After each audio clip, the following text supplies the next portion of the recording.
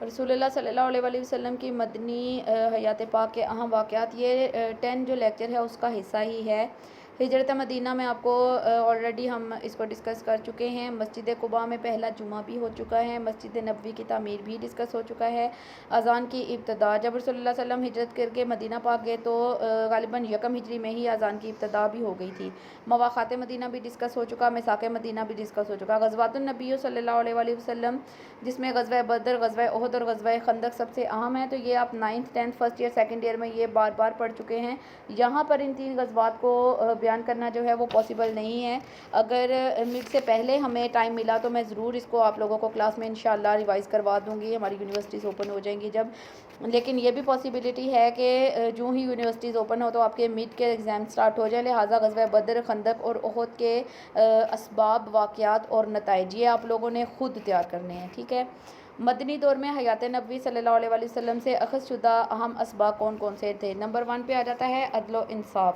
تو دیکھیں کہ وہ ایک قریشی عورت نے، جب فاطمہ نامی عورت نے چوری کی تھی تو زید بن حارث کو سفارشی بنا کر بھیجا گیا تھا رضی اللہ تعالیٰ عنہ کو، تو آپ صلی اللہ علیہ وسلم نے فرمایا تھا کہ اگر میری بیٹی فاطمہ بھی چوری کرتی تو میں اس کا بھی ہاتھ کاٹ دیتا۔ تو عدل و انصاف کا تقاضا یہی ہے کہ کسی اپنے اور غیر کو نہ دیکھا جائے، بلکہ اسلام کی روح سے جو بھی حکم ہو اس پر عمل درآمد کیا جائے۔ اخوت ہے آگے، آپ صلی اللہ علیہ وسلم کی تربیت اور رہنمائی میں مدینہ کے اندر مسلمانوں میں اخوت کا رشتہ بھی قائم ہو چکا تھا، اس کی نظیر عالم اسلام میں ناممکن ہے۔ یہ تھا کہ حضرت ابوبکر صدیق کے بیٹے نے کہا، جب وہ مسلمان ہو گئے تو انہوں نے کہا کہ آپ میری تلوار کی زد میں آئے، لیکن میں نے آپ کے والد ہونے کا احترام کرتے ہوئے آپ کو نظر انداز کر دیا۔ تو ابوبکر صدیق رضی اللہ تعالیٰ عنہ نے فرمایا کہ اگر تم میری تلوار کی زد میں آتے تو میں تمہیں ہرگز معاف نہ کرتا۔ یعنی وہ ان کے بیٹے جو تھے تب کفار کی طرف سے لڑ رہے تھے، گویا کہ خونی رشتے سے ایمانی رشتہ مضبوط ہے۔ اثار و قربانی رشتہ یہ جو تھا مواخات، اس موقع پر آپ نے دیکھا کہ انصار و مہاجرین جو تھے جب ان کو بھائی بھائی بنا دیا گیا تو انصار نے اپنے بھائی کو اپنا مکان، اپنے کاروبار، اپنی زمین میں، ایون کہ جس کی 2 بیویاں تھیں انہوں نے کہا کہ آپ ایک میری بیوی کو میں طلاق دے دیتا ہوں، آپ اس سے نکاح کر لیں۔ یہاں تک انہوں نے ایک دوسرے کے لیے اثار و قربانی کی جو ہے وہ مثالیں قائم فرمائیں۔ خود بھوکے رہ کر دوسروں کو کھانا کھلانا اور بکرے کی سیری کا 7 گھروں میں چکر لگا کر واپس اسی گھر میں آ جانا اثار و قربانی کی واضح مثالیں ہیں۔ حصول علم کی اہمیت، مدنی زندگی سے سبق ملتا ہے کہ تعلیم کی اہمیت کس قدر اہم ہے۔ اسلامی ریاست ابھی ٹھیک سے قائم نہ ہوئی تھی کہ صوفہ یونیورسٹی قائم کر دی گئی تھی اور دشمنوں کے قیدیوں کو کہا گیا تھا کہ وہ مسلمانوں کے 10 بچوں کو پڑھائیں تو پھر انہیں آزاد کر دیا جائے گا۔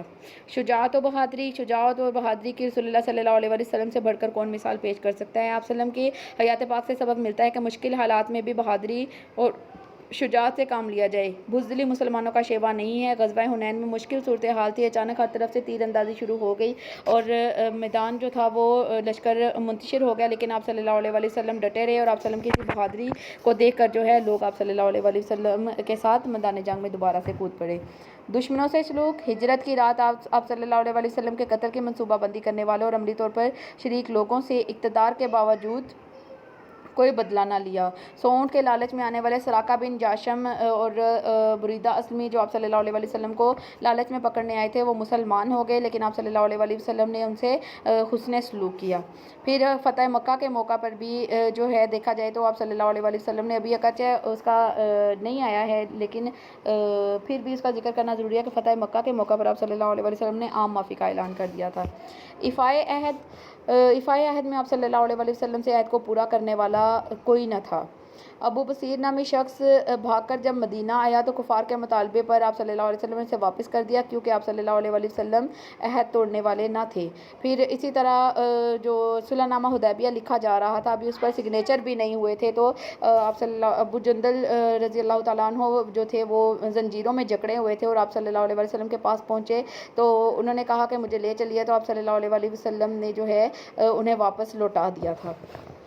پھر جنگی اصول ہیں، آپ صلی اللہ علیہ وسلم کے حیات پاک سے جنگی اصول بھی بہت ملتے ہیں، اس میدان میں بھی اسلام اور مسلمانوں کی برتری ثابت کی ہے۔ مثلا مال غنیمت کی تقسیم کے اصول، اطاعت امیر ہے، ثابت قدمی کے ساتھ دشمنوں کے خلاف لڑنا، پھلدار درختوں کو جلانے اور کاٹنے کی ممانعت وغیرہ، یہ سب جنگی اصول آپ صلی اللہ علیہ وسلم کے حیات پاک سے واضح ہیں۔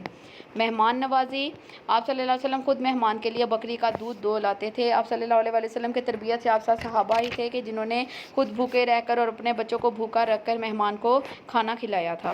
مذہبی رواداری یعنی دین میں جبر نہیں ہے، جو جس طرح سے زندگی گزارنا چاہتا ہے، جس بھی مذہب کے مطابق گزارنا چاہتا ہے، ہم اس کی مخالفت نہیں کر سکتے اور نہ ہم اس کو جبراً اپنا مذہب قبول کرنے پر قائل کر سکتے ہیں۔ نجران سے عیسائیوں کا ایک وفد آیا تھا اور آپ صلی اللہ علیہ وسلم نے نہ صرف انہیں مسجد نبوی میں ٹھہرنے کی اجازت دے دی بلکہ اپنے عبادت کے طریقہ کے مطابق بھی عبادت کرنے کی اجازت دے دی تھی۔ یہاں پر آج کا لیکچر ہمارا ختم ہوتا ہے۔ وَمَا عَلَيْنَا إِلَّا الْبَلَاغُ الْمُبِينُ۔